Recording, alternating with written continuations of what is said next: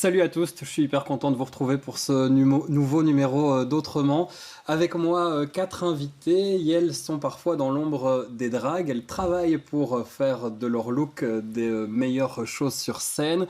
Lyon Ascendant Connasse, bonjour. Bonjour. On vous connaît déjà sur BX1. Vous êtes un des stylistes des dragues. Si on en parle aujourd'hui, c'est parce que il y a cette émission qui va revenir, Drag Race Belgique, sur le devant de la scène. Les dragues sont mis en avant. Alors, ce n'est pas le seul endroit pour voir des dragues, on le rappelle, on l'a déjà dit assez de fois dans cette émission, mais c'est quand même un moment où le monde LGBT et la scène alternative a un peu droit à une place publique sur une chaîne de grande écoute. Et derrière, en fait, derrière ces drag queens, plutôt des drag queens qu'on voit à l'écran, il y a des stylistes comme vous. Exactement, des stylistes, des costumiers, et j'en passe. Il y a énormément de travail, énormément de personnes qui travaillent derrière les drag queens. Voilà, on a parfois l'idée que les drags font tout seul, mais c'est pas forcément vrai. Adam Halleux, vous êtes styliste de mode, vous êtes créateur de costumes aussi. Ouais. Vous avez fait la Cendre, comme plusieurs d'entre vous autour de la table. C'est vrai que vous travaillez aussi pour des dragues, elles ne font pas toutes seules. Non, toutes n'en sont pas capables, elles sont déjà bien occupées ailleurs. Mais du coup, on est là pour les soutenir dans leur création et aussi contribuer à des spectacles toujours les plus fous possibles. Alors autour de la table, le monde de drague à Bruxelles s'agrandit, mais c'est encore un peu un microcosme, et donc vous avez presque travaillé tous ici pour les mêmes personnes. Eden, bonsoir. Eden Abnet, vous êtes designeuse, costumière aussi, c'est les deux fonctions qui vous qualifient. Vous travaillez pour des dragues, c'est quoi votre dernière collaboration, dites-nous? Alors ma toute dernière collaboration, c'est avec Drag Queen. On a fait une tenue Drag pour... Queen, qui est la gagnante de la saison 1 de Drag Race Belgique. Oui, tout à fait. Notre reine, notre unique reine. Notre reine. Et on a travaillé sur une tenue qu'elle a présentée à DragCon UK. C'est un événement important pour le monde du drag? Oui, c'est un événement très important où elle a pu présenter son travail et qui est là à un très grand public et aussi à plein d'autres personnes qui étaient présentes, plein d'autres queens. Et c'était une super chouette collaboration où on a vraiment pu se rencontrer. On commence à découvrir, on les attendait, ces images, elles sont là. Alors ça, c'est avant, après? Alors ça, c'est avant que les tentacules soient remplis, et c'est un vrai travail textile. C'est pour ça que c'est important de dire que je suis aussi designeuse textile. Là, ils sont remplis de ballons. Et là, ils sont remplis de ballons, donc ça a été un travail de teinture, de travail de matière aussi, pour créer cette grande créature. Et on voulait qu'elle soit la plus imposante possible sur ce catwalk, et qu'elle prenne de la place, et qu'elle se sente forte et en confiance. Et ça marche bien. Et regardez cette image. Donc ça, c'est Drag Queen, notre reine avec ses tentacules. C'est une vraie créature, Drag Queen. Et là, comment ça marche? Est-ce que c'était elle? Est-ce que c'était vous qui a un petit peu cette idée de costume? Alors, Quen vient toujours avec une idée bien précise, avec une intention, mais avec aussi la liberté, en nous laissant la liberté de créer aussi. Donc c'est une vraie collaboration, et elle arrive avec des images, et puis on discute, et moi j'arrive avec mes propres images, et à deux on va progressivement créer ce look. Donc c'est vraiment un travail qu'on fait l'une à côté de l'autre, et c'est ni l'une ni l'autre, c'est vraiment la fusion de nos deux cerveaux, on va dire. Et ce qui est super chouette avec elle, c'est qu'elle vient vraiment nous voir pour notre créativité et qui on est, et pour notre patte. Et donc c'est un vrai travail. Drag Queen s'est entourée. On a vu d'autres images de vous en costume de l'an dernier. Oui. Et puis Florence Seligman, bonsoir. On ne vous a pas encore présenté, mais vous travaillez aussi avec Drag Queen. Elle vient aussi vous chercher pour vos talents à développer un peu des créatures sur scène, vous diriez comme ça? Initialement, non. En fait, initialement, elle est venue plutôt me chercher en fait mes anciennes collections de la Cambre. Et après, justement, on s'est rendu compte qu'on avait envie d'aller dans une autre direction qui était plus créature. Justement, je pense qu'effectivement, elle a commencé à s'entourer avec des artistes qui étaient vachement plus textiles, vachement plus texturés. Et c'est là où moi, ça m'a énormément intéressé, c'est qu'elle ne vient pas juste en fait, me chercher quelque chose que je sais déjà faire. Je vais essayer justement de collaborer avec elle, comme Eden disait. Et je trouve que c'est vachement plus fort et vachement plus intéressant pour moi, sinon je m'ennuierais à toujours faire la même chose. Donc au début, non. Mais maintenant, oui. Donc c'est une bonne collaboration justement, c'est le fait que justement ça évolue dans le temps. Et ça veut dire que vous apprenez aussi, Adam Halleux, vous apprenez aussi de l'univers des dragues.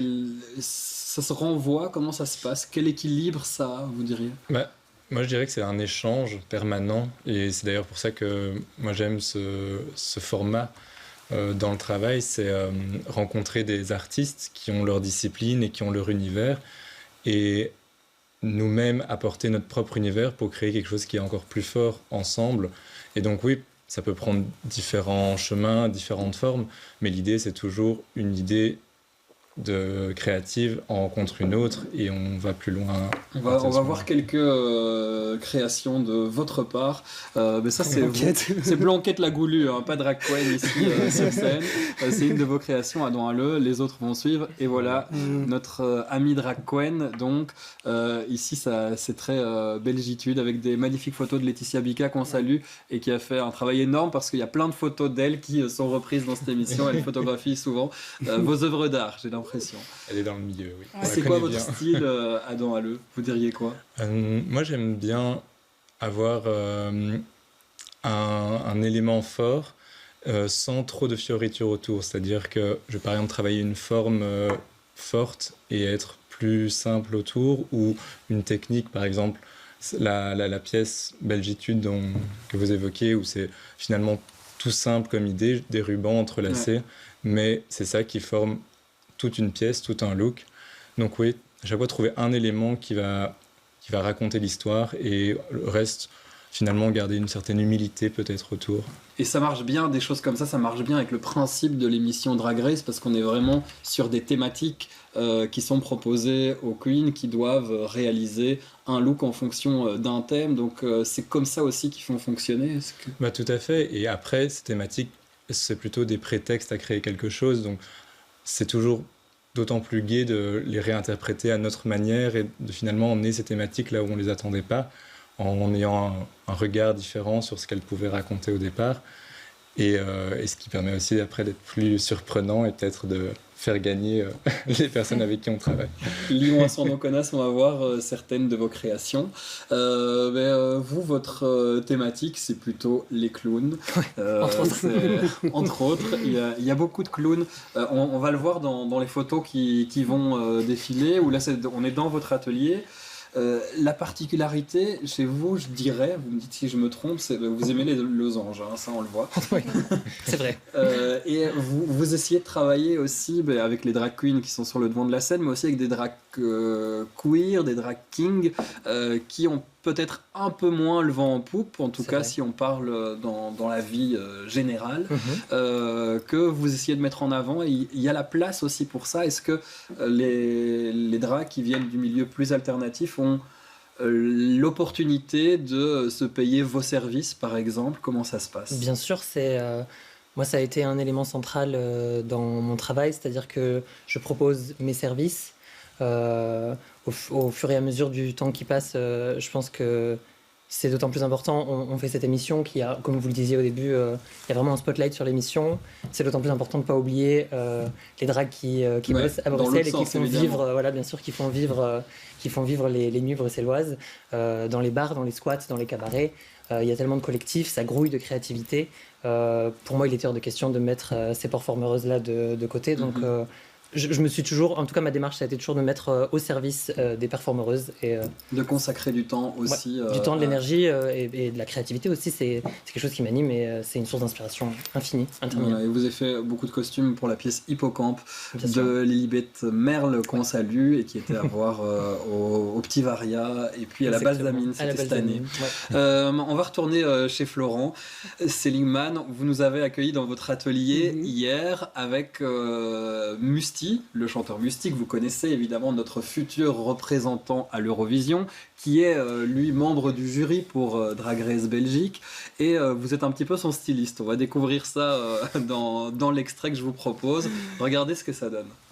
C'est la veste que Rita Baga a portée lors de la finale de la saison 1. C'était vraiment une pièce assez iconique que Quen apportait. C'est vraiment l'idée d'un corps en fait moulé qui sortait d'un cadre, donc un peu une sculpture qui est en textile d'une certaine façon. On a carrément les fesses qui sont moulées. C'est pas mal, il manque juste vraiment des bijoux. Ah voilà, bijoux, ça j'avais vu aussi.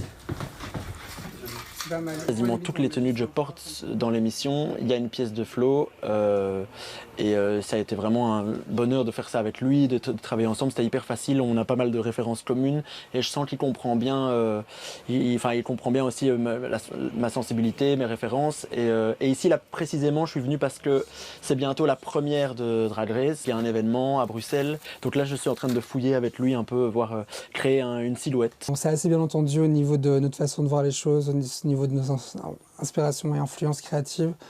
Je pense que je pourrais dire que je suis son styliste d'une certaine façon, du moins j'espère. Moi, j'adore imaginer le concept visuel d'une performance, par exemple, que ce soit pour les concerts, pour la scène, mais à un moment, je fais le tour dans ma chambre, je tourne en rond et j'ai besoin d'aller confronter mes idées à d'autres.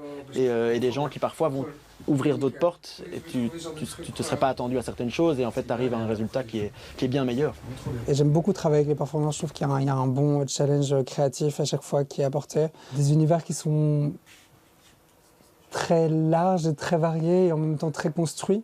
Et c'est à moi justement d'essayer de trouver une façon de m'intégrer dedans et je trouve que c'est une très belle chose en fait quand ça fonctionne. C'est un passage obligé d'aller confronter ses idées à celles d'autres artistes et c'est ça qui crée une émulation, qui crée vraiment... il faut hybrider les choses, c'est là que c'est intéressant. Je pense que... j'ai l'impression que je ne vais pas parler au nom de toutes les dragues, mais je crois qu'à un moment, il faut sortir de sa bulle et de sa zone de confort et on a parfois une idée, mais c'est difficile de la mettre en place et d'autres artistes vont pouvoir vraiment concrétiser l'idée que tu as en tête.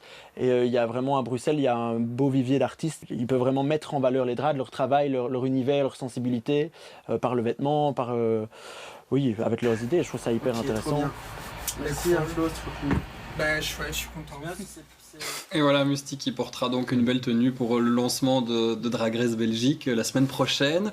Donc ces collaborations, comment elles se sont créées pour vous, Florent? Comment vous avez atterri dans ce milieu drag? Moi, ça a commencé il y a 6 ans quand il y avait un show qui s'appelait La Bénédiction qui venait de commencer, qui était en développement à ce moment-là. Et je connaissais assez bien l'organisatrice à ce moment-là qui m'a demandé de participer en faisant une tenue pour elle. Et au fur et à mesure, en fait, on s'est rendu compte que nos esthétiques fonctionnaient assez bien. Et donc, j'ai tenu en fait, le show pendant 1 an à faire des costumes sur mesure et être coordinateur backstage. Et c'est là où j'ai vraiment eu un pied dedans en fait, sur la performance, mais pas tellement juste sur le beau, sur justement ce côté un peu plus galère, entre guillemets, mais justement galère créative qui se trouve autour et que je trouve qui est vachement plus intéressant pour moi que juste faire de l'image directement.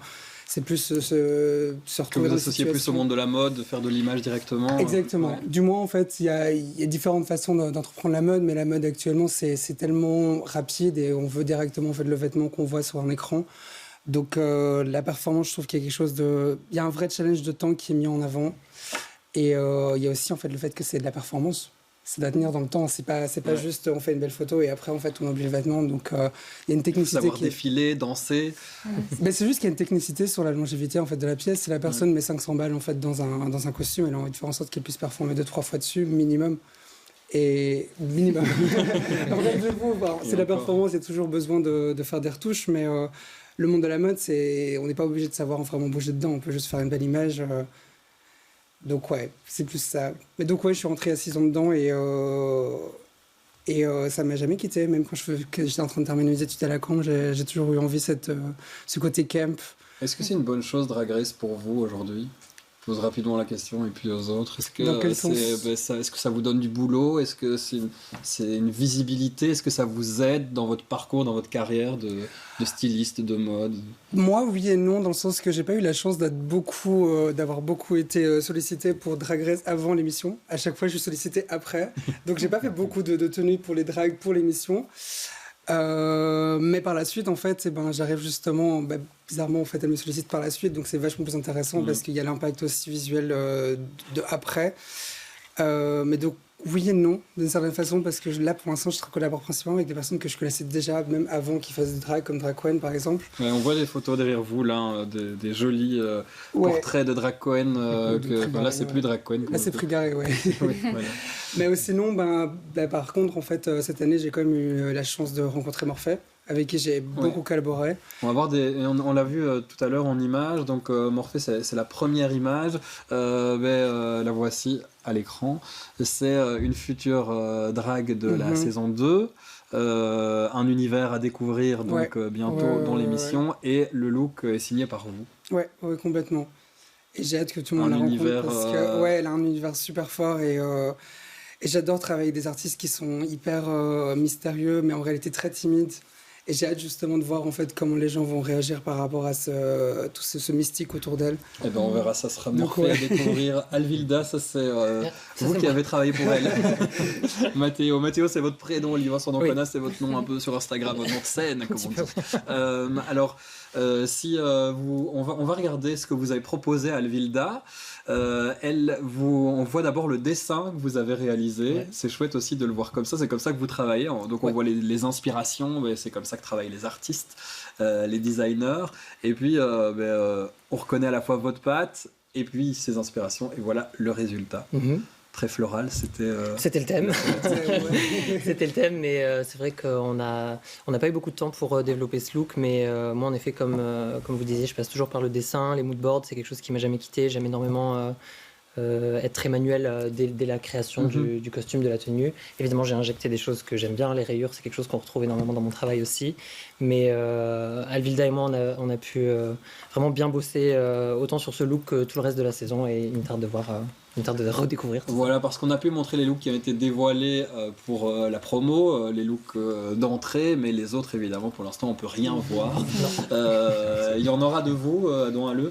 Il y en aura quelques-uns de moi, oui. J'ai collaboré avec La Veuve, pour le coup, encore une autre, sur quelques looks qui seront du coup magistraux. Et qu'on découvrira dans l'émission. Si on les découvre pas dans l'émission, parce qu'il se peut qu'on les découvre pas si la personne est éliminée, à ce moment-là, on peut toujours les découvrir sur vos comptes Instagram, j'imagine. Bien sûr, en ligne, sur nos comptes personnels ou les comptes des artistes qui les portent. Mais en général, on les retrouve toujours bien quelque part, oui. C'est comme une idée. C'est vrai. Et est-ce que vous avez travaillé avec des drags pour Moi, Drag Race ici? Aidé une personne, mais pas vraiment une collaboration. Donc on ne verra pas mon travail cette saison. Votre travail qu'on a vu à l'international, c'est encore mieux. On a vu ces images tout à l'heure. Il y a quelque chose que je voulais montrer de vous aussi, c'est les sacs que vous réalisez. On va voir des images de ces sacs fabuleux, ici plantés dans la terre. Pourquoi d'ailleurs mettre ces sacs dans la terre? Ça, c'est un montage en vrai. C'est rendu tout petit. C'est pour montrer la taille du sac, la miniature. Et oui, donc j'ai travaillé sur ces sacs il y a 1 an et je les ai déclinés en plein de couleurs, plein de formes pour faire comme des petits bijoux comme ça qui vont peut-être s'envoler. Et voilà, c'est un des travaux que je fais beaucoup, donc le quiltage sur le tissu et aussi le modelage, donc de créer des petites formes qu'on vient rembourrer, puis surpiquer et puis recoudre pour reconstruire. Et du coup, il y a de la texture, voilà, c'est cocoon, on a envie de se coucher dedans dans le sac. Ouais, c'est très, très agréable. C'est quoi votre style, vous diriez, si on ajoute ça au look créature que vous avez fait pour DragCoin il y a quelques jours maintenant, comment vous vous qualifiez si vous arrivez à répondre à cette question? Je pense que mon style, il y a quelque chose d'assez ludique dans ce que je fais au niveau des couleurs, au niveau des formes, presque comme de la 2D mais sortie sur de la 3D. Toujours un travail de texture aussi. J'aime bien pousser la recherche textile le plus loin possible, que ce soit au niveau des teintures ou du travail de la matière directement. Voilà, et puis toujours avoir quelque chose un peu spectaculaire quand même, monumental, et qui attrape l'œil avec le choix du satin, de certains éléments qui attirent le regard, des choses comme ça. Est-ce que vous vous entendez bien entre vous? On a envie de savoir. On sait que parfois le monde de la mode, du stylisme. Est-ce que, en vrai, c'est une question, c'est pas pour créer la polémique, mais est-ce que c'est compliqué de se faire une place dans ce milieu drag? Est-ce que travailler avec des drags aujourd'hui, ça pourrait vous rapporter un peu d'argent? Et du coup, est-ce que vous êtes concurrentiel? Moi, je trouve que en fait, vous avez quand même bien choisi au niveau de votre sélection d'artistes ce soir. En fait, c'est qu'on a tous un univers très fort. Et donc, en fait, comme vous l'avez présenté, en fait, Qwen a travaillé avec nous 4. Ouais. Mais elle a travaillé avec nous 4 de différentes façons pour différents sujets. Et c'est là où je trouve qu'il n'y a pas vraiment de compétition à Bruxelles parce que ça reste petit. Il y a aussi le fait que ça reste en milieu qui est quand même assez précaire en fait au niveau des performeurs. Donc on n'a pas envie de rentrer dans cette idée d'avoir des pièces fortes que tout le monde a envie de s'arracher. On a plus envie de collaborer avec des personnes qui ont vraiment envie de travailler avec nous parce qu'on sait qu'on va pas vraiment gagner notre vie là-dessus. Mais on le fait parce que on adore travailler avec des performeurs et que enfin, un peu pour l'amour de l'art, en fait. C'est assez niche, mais c'est un peu la vérité sur le coup. Et aussi, il y a toujours le potentiel qu'à un moment, en fait, ces performeurs, en fait, nous apportent de la visibilité, mais c'est pas pour ça non plus qu'on fait les choses. Moi, j'ai pas l'impression, en tout cas, que c'est juste parce que c'est un peu notre seule façon d'exister un peu actuellement aussi. Ouais. Et c'est un peu pour aller en contresens justement de monde de la mode ou le monde en fait du costume ou du produit entre guillemets qui est assez compliqué et assez condensé actuellement, je pense. Je pense que c'est important d'avoir une grande diversité au niveau des créateuristes qui sont à Bruxelles. Même moi, je le vois, j'adore découvrir ce qu'on fait tous entre nous. C'est hyper fascinant. On développe tous une patte au fil des années. Et de toute manière, on pourrait pas... Il n'y a pas une seule personne qui pourrait bosser pour toutes les drags à Bruxelles, c'est pas possible. C'est vraiment un milieu qui bouillonne. Il y en a de plus en plus, des baby drags, des shows qui se mettent en place, qui se créent. Et on est 4 ce soir, mais il y en a encore plus à Bruxelles. Je pense à tellement de personnes. Oui, je pense à G qui travaille énormément avec des matières recyclées, Arnaud Cutron, tellement de personnes, tellement de créateurs incroyables. On salue tous les créateuristes qui ne sont pas là sur ce plateau, mais auxquels on pense évidemment. Qui bossent tout et autant puis, dur. tous les autres métiers dans l'ombre des dragues, il y a les perruquières aussi, évidemment très important pour ce milieu-là.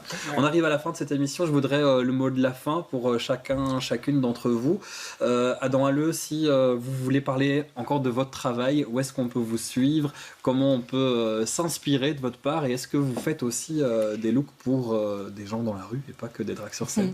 Alors, je suis ouvert à toute proposition dans le sens où j'aime le défi et renouveler les plaisirs. Donc, pourquoi pas. Ça ne m'est pas encore arrivé, mais pourquoi pas.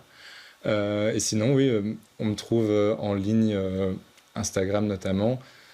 Et après, il suffit de me joindre et je suis ouvert aux nouvelles rencontres. Voilà, Adam Halleux, que vous retrouvez sur Instagram, et c'est peut-être le meilleur moyen pour vous contacter ou découvrir vos créations, comme on a vu dans cette émission. Florence Seligman, pour votre part, vous, on a vu que vous travaillez aussi avec Musty. Ici, c'est des looks plus urbains quand même s'il y a toujours ce côté Musty. on va l'appeler comme ça, parce que ce chanteur a une vraie personnalité. Mais vous travaillez sur les deux tableaux? En fait, je travaille sur même 4 tableaux différents. Parce que j'adore juste être occupé, mais c'est sur le fait que même quand j'ai fait mes études, en fait, je voulais pas me limiter juste au monde de la mode. Je voulais me limiter au monde de l'art de manière générale. Donc, je travaille sur différents projets en tant que sculpteur aussi, en tant que styliste, qui est complètement différent en fait du costumier, parce que le styliste, c'est vraiment juste prendre des vêtements qu'on peut trouver entre guillemets dans la vie de tous les jours, essayer de les imper un tout petit peu et faire en sorte que le look soit correct, mais et aussi au-delà de ça, je fais une collection pour moi sur le côté. Donc je suis assez occupé, mais et qu'on peut découvrir via Instagram. Via Instagram sur florent.seligman. Et donc voilà. Et ça vaut la peine, avec des pièces que vous avez peut-être aperçues dans le magnéto qu'on vous a passé. Eden, pareil, on a vu vos sacs, on a vu toutes vos créations, j'ai toujours envie de dire créatures quand je parle de vos pièces. On peut dire créature. Mais pareil, c'est quoi vos intentions, comment vous avez envie de vous développer? Alors moi, je travaille aussi pour le milieu du théâtre et pour des performeuses de tout univers. Et moi, par la suite, j'ai envie de continuer à pouvoir créer des créatures. Donc n'importe qui a un projet un peu farfelu ou qui a un challenge à me proposer, je le prendrai avec plaisir. Tant que ça me demande de faire des recherches et d'essayer, tester, recommencer et expérimenter. C'est ça qui m'anime et que je ferai par la suite. Avis aux dragues en devenir. Donc on termine avec vous, Lyon Ascendant-Connasse, pour le mot de la fin. Pour le mot de la fin, pareil, je suis toujours très curieux de tous les projets qui me sont proposés. Et bien sûr, manipuler le tissu, comme tu disais, c'est hyper intéressant. Les formes, j'ai rarement refusé, je crois, des projets. Je suis très curieux et vraiment avec plaisir. Voilà, ces idées de collaboration, c'est ça la richesse. Musty en parlait aussi dans l'échange. Et je crois que c'est ce qui ressort un peu de cette émission. Ça vaut la peine de collaborer, d'être plusieurs artistes parfois pour finir sur une idée. On a parfois l'impression que ça devient que des dragues. Il y a aussi, ça vient aussi parfois des dragues. Il y a des dragues qui font un peu tout toutes seules. Ça existe bien ou pas, sûr. Oui, bien sûr, ça existe. C'est même comme ça que ça a commencé. Bon, je parle d'une époque ancienne. Maintenant, avec Drag Race, c'est presque impossible, alors qu'il y en a qui l'ont fait, bien sûr. Mais l'émission demande une quantité de travail assez... Il y a des choses très précises aussi. Il y a des thèmes qu'il faut pouvoir respecter. Donc, je pense que c'est très dur de pouvoir faire tout soi-même. S'il y a vraiment un conseil que je peux donner, c'est de bien s'entourer. S'entourer, c'est très important. Déléguer aussi, pas avoir peur de déléguer. Et donc, mais bien sûr, il y a des drags qui font tout elles-mêmes. Et on c'est les même comme salue, ça et que, ces voilà. collectifs alternatifs dont on parlait, dont on a déjà parlé dans cette émission, qui n'ont Bien sûr. parfois pas l'occasion de se tourner vers d'autres personnes, le font, et le font très bien aussi. Merci d'avoir été mes invités. On vous retrouve très bientôt sur vos comptes Instagram pour commencer. Et moi, je vous retrouve bientôt pour un prochain numéro.